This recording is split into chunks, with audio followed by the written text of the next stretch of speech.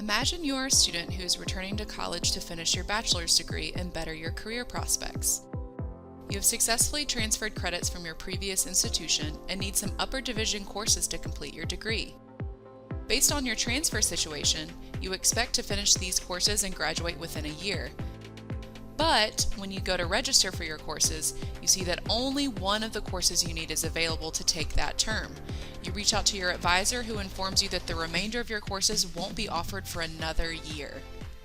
If you were the student, would you wait or explore other universities? In a 2012 National Student Satisfaction Survey, respondents indicated that course availability was a top concern, especially for non-traditional students, or those over 25 years of age and those who are employed full-time. This is why designing an efficient and student-centered carousel is critical for student retention, timely graduation, and the reputation of your program. In this video, we will discuss the purpose of a course carousel and highlight some important considerations and best practices in designing a carousel. So what is a course carousel? A course carousel is a student-ready strategy to provide a streamlined and efficient path of course offerings to successful degree completion. The concept of carouseling allows multiple entry points on this path, so students starting in different terms or transferring can be enrolled in the same courses while still earning credit. When a course carousel is well designed, students can get on the carousel at any term to take courses that earn credit towards their degree, and they only get off the carousel when they graduate. A more regularized course schedule like this has many benefits for the student and the program. It can boost student retention rates, improve course pass rates, increase the number of credits students take, and reduce the time to graduation. It can also accommodate the needs of students who commute, work, care for family members, and participate in extracurricular activities.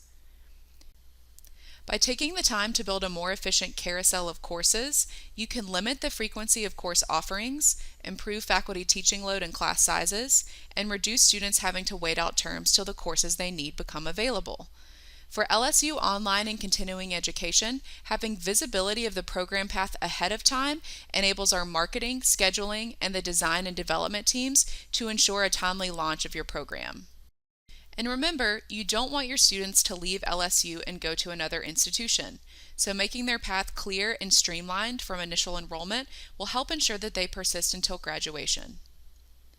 Before building your course carousel, there are 4 major areas of planning that you must consider carefully.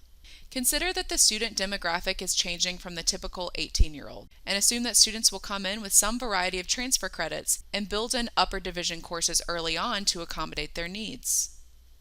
Next, examine enrollment patterns over the past few years in similar programs for your college. What does enrollment in core courses look like from term to term?